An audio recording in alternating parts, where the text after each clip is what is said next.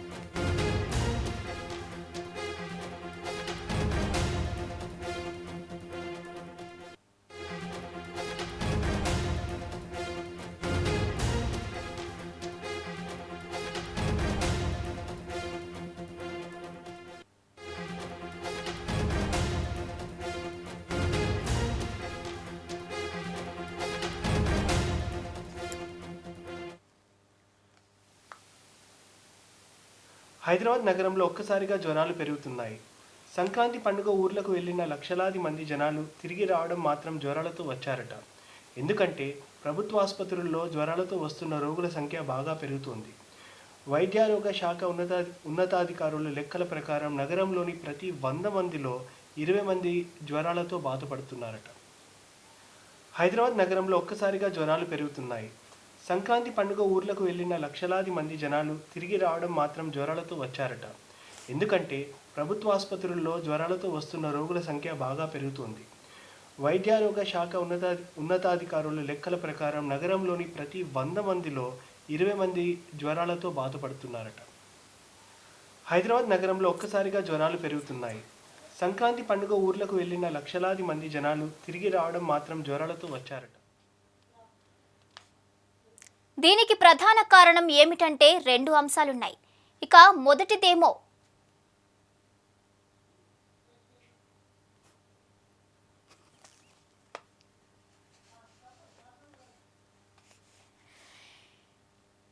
మొదటిదేమో నగరంలో వాతావరణంలో తీవ్రమైన మార్పులు.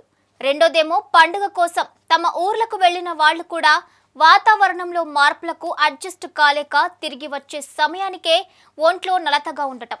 ఈ 2 కారణాల వల్ల దగ్గు, జలుబు, జ్వరం రాగానే అనుమానంతో జనాలంతా ఆసుపత్రుల చుట్టూ తిరుగుతున్నట్లు డాక్టర్లు చెబుతున్నారు. జనాల్లో ఎక్కువ మందికి వస్తుంది కేవలం జ్వరం మాత్రమే అని, కరోనా వైరస్ కాదని డాక్టర్లు ధైర్యం చెప్తున్నారు.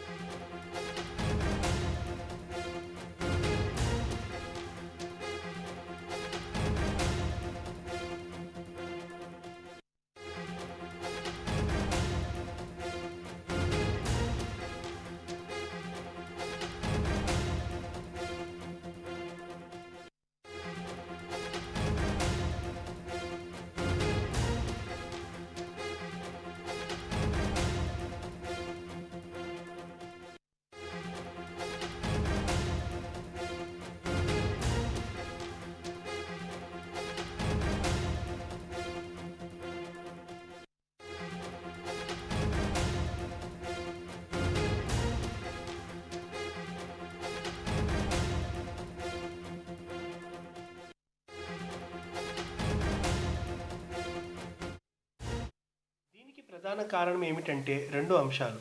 మొదటిదేమో నగరంలో వాతావరణంతో తీవ్రమైన మార్పులు.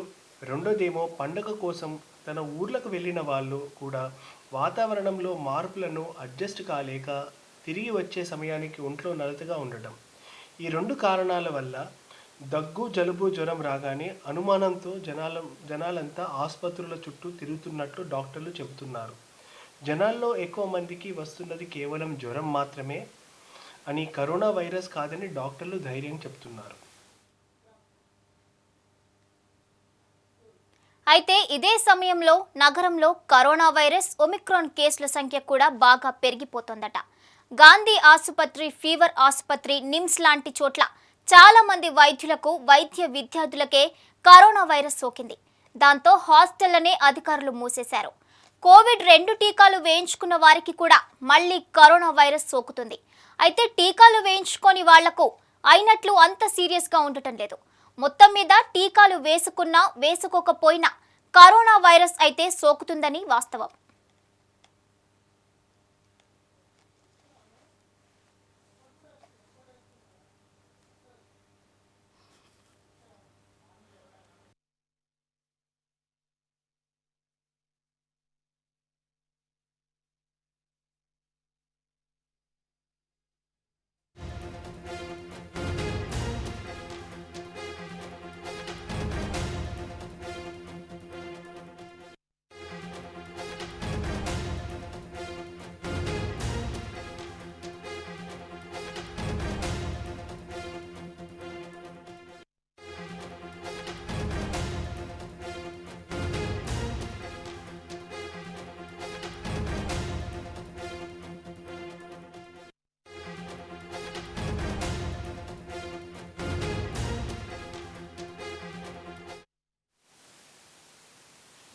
అయితే ఇదే సమయంలో నగరంలో కరోనా వైరస్ ఒమైక్రాన్ కేసుల సంఖ్య కూడా బాగా పెరుగుతుందట.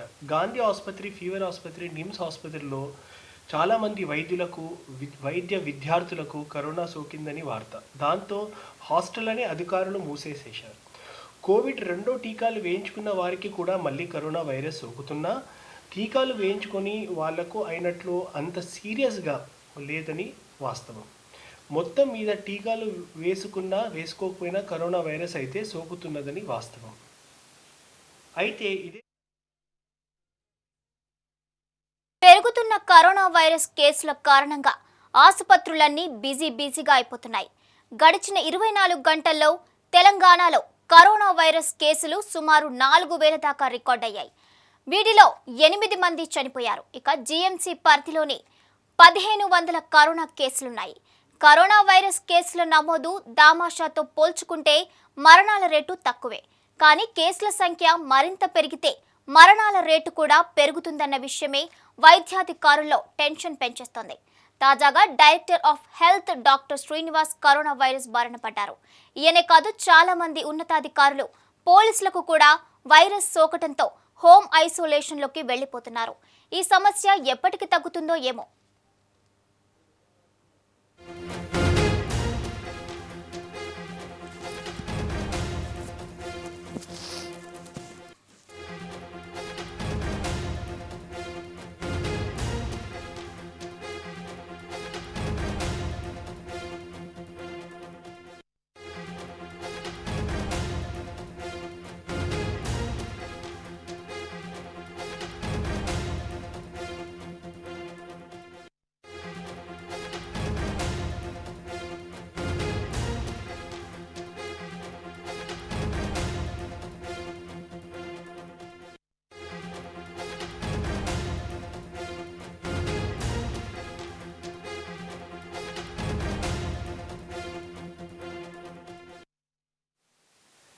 పెరుగుతున్న కరోనా వైరస్ కేసుల కారణంగా ఆసుపత్రులన్నీ బిజీ అయిపోతున్నాయి. గడిచిన 24 గంటల్లో తెలంగాణలో నమోదైన కేసులు 4,000 మందికి. దీంట్లో 8 మంది చనిపోయారు. జీహెచ్ఎంసీ పరిధిలోని 1,500 కేసులు కరోనా వైరస్ తోటి రికార్డ్ అయ్యాయి. అప్పటికి కేసుల రేషియోతో పోలిస్తే మరణాలు అనేవి తక్కువే ఉన్నా కూడా పెరిగే కేసులతో కూడా మరణాలు కూడా పెరగొచ్చు అని వైద్యాధికారులు టెన్షన్ పడుతున్నారు. తాజాగా డైరెక్టర్ ఆఫ్ హెల్త్ కూడా కరోనా వైరస్ బారిన పడ్డారు. ఈయన కాదు, చాలామంది ఉన్నతాధికారులు, పోలీసులు, డాక్టర్లు కూడా వైరస్ సోకడంతో హోమ్ ఐసోలేషన్లో వెళ్ళిపోతున్నారు. ఈ సమస్య ఎప్పటికి తగ్గుతుందో ఏమో. ఇప్పటికే ప్రపంచ దేశాల్లో కేసులు భారీగా పెరిగిపోతున్నాయి. ఇక కేవలం గడిచిన 24 గంటల్లోనే ప్రపంచవ్యాప్తంగా కోవిడ్ కేసులు 34 లక్షలకు పైగా నమోదయ్యాయి. మరోవైపు మరణాలు కూడా భారీగా పెరిగాయి. అత్యధికంగా కేసులు, మరణాలు అమెరికాలో నమోదయ్యాయి. సుమారు 2,000కు పైగా మంది వైరస్ కారణంగా చనిపోయారు. అగ్రరాజ్యం అమెరికాలో సుమారు 7 లక్షల కేసులు నమోదయ్యాయి. మరోవైపు మిగతా దేశాలతో పోల్చితే మన దేశంలో కూడా కేసుల సంఖ్య భారీగా పెరిగింది.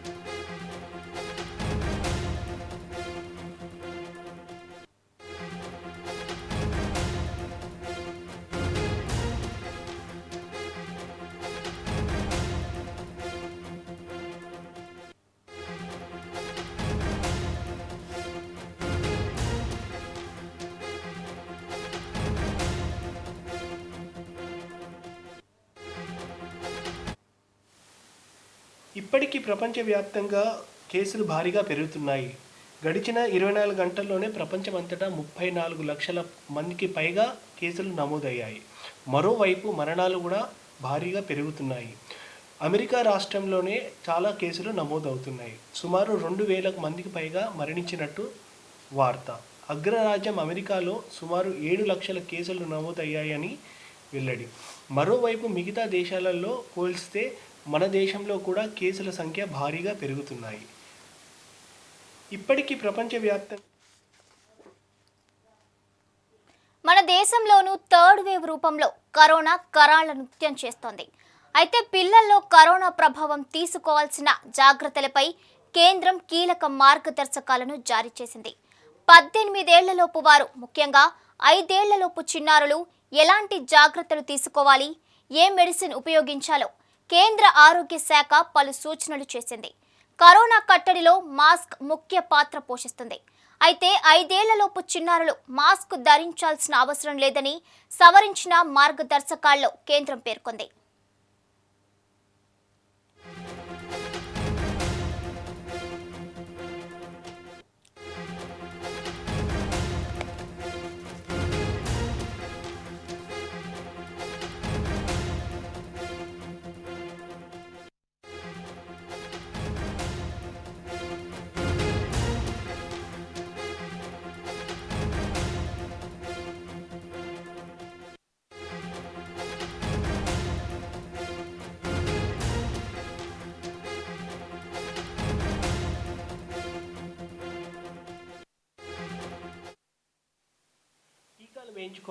టీకాలు వేయించుకున్న మాత్రాన కరోనా రాదని అనుకోవడం మాత్రం తప్పు.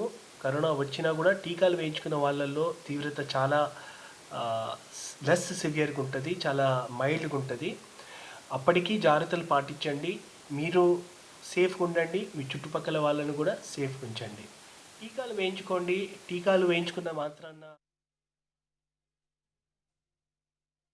పిల్లలకు సరిగ్గా మాస్క్ ధరించడం రానందున ఈ నిర్ణయం తీసుకున్నట్లు వెల్లడించింది. ఇక 6 నుంచి 11 ఏళ్లలోపు పిల్లలు తల్లిదండ్రుల పర్యవేక్షణలో మాస్క్ ధరించడం సురక్షితమని అభిప్రాయపడింది. 12 ఏళ్ల వారంతా కూడా పెద్దల మాదిరిగానే మాస్కును విధిగా ధరించాలని సూచించింది.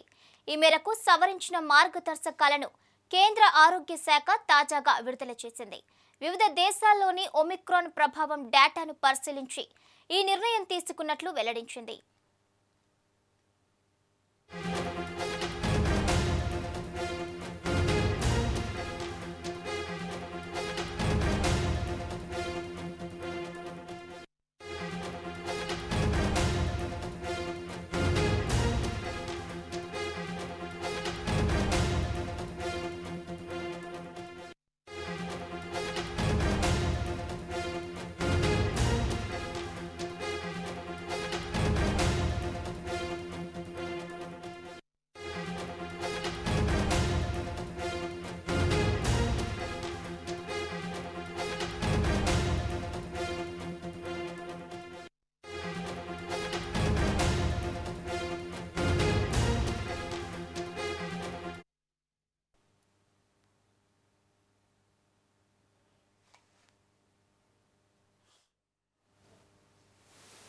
పిల్లలకు సరిగ్గా మాస్క్ ధరించడం రానందున ఈ నిర్ణయం తీసుకున్నట్లు వెల్లడించింది. ఇక 6 నుంచి 11 ఏళ్ల పిల్లలు తల్లిదండ్రుల పర్యవేక్షణలోనే మాస్క్ ధరించడం సురక్షితమని అభిప్రాయపడింది. 12 ఏళ్ల వారంతా కూడా పెద్దల మాదిరిగానే మాస్క్ను విధిగా ధరించాలని సూచించింది. ఈ మేరకు సవరించిన మార్గదర్శకాలను కేంద్ర ఆరోగ్య శాఖ తాజాగా విడుదల చేసింది. వివిధ దేశాల్లోనే ఒమైక్రాన్ డాటాని పరిశీలించి ఈ నిర్ణయం తీసుకున్నట్లు వెల్లడించింది. పిల్లలకు సరిగ్గా మాస్క్ ధరించడం రానందున ఈ నిర్ణయం తీసుకున్నట్లు.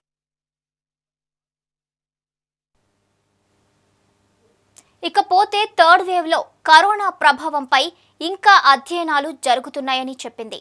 ఆ డేటా ఆధారంగా మరిన్ని మార్గదర్శకాలను త్వరలోనే జారీ చేస్తామని స్పష్టం చేసింది. దేశంలో రోజువారీ కేసులు 3 లక్షలకు పైగా నమోదవుతున్నాయి. వివిధ రాష్ట్రాల్లోనూ వేల సంఖ్యలో వైరస్ కేసులు వెలుగు చూస్తున్నాయి.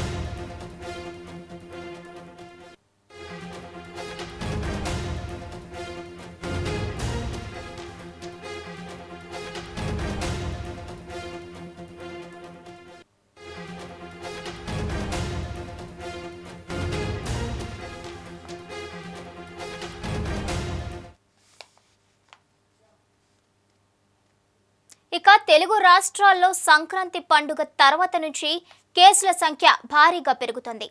పల్లెల్లో, పట్టణాల్లో విపరీతమైన పాజిటివ్ కేసులు నమోదవుతున్నాయి. కరోనాను కట్టడి చేసేందుకు రాష్ట్ర ప్రభుత్వాలు ముమ్మరంగా ప్రయత్నిస్తున్నాయి. తెలంగాణ వ్యాప్తంగా ఫీవర్ సర్వేను నిర్వహించేందుకు ప్రభుత్వం ఏర్పాట్లు చేస్తోంది.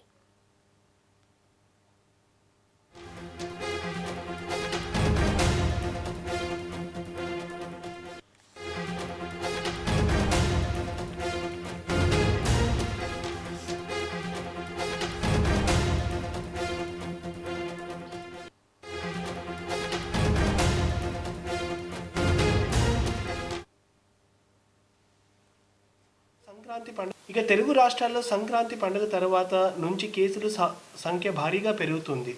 పల్లెల్లో, పట్టణాల్లో విపరీతమైన పాజిటివ్ కేసులు నమోదవుతున్నాయి. కరోనాను కట్టడి చేసేందుకు రాష్ట్ర ప్రభుత్వాలు ముమ్మరంగా ప్రయత్నిస్తున్నాయి. తెలంగాణ వ్యాప్తంగా ఫీవర్ సర్వేని నిర్వహించేందుకు ప్రభుత్వం ఏర్పాటు చేస్తుంది. ఇక తెలుగు రాష్ట్రాల్లో సంక్రాంతి పండుగ తర్వాత నుంచి కేసుల సంఖ్య భారీ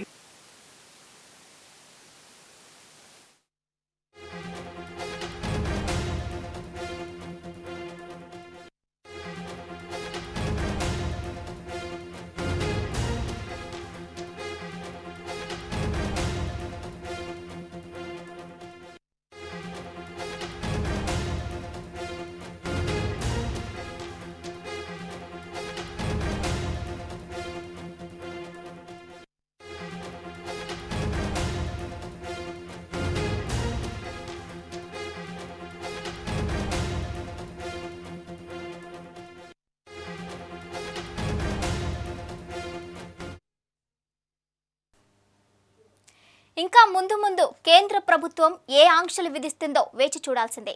ఇది వాటి స్పెషల్ డ్రైవ్. చూస్తూనే ఉండండి master K TV. If you like this video, please like it, share it, and for more videos, please subscribe to our channel.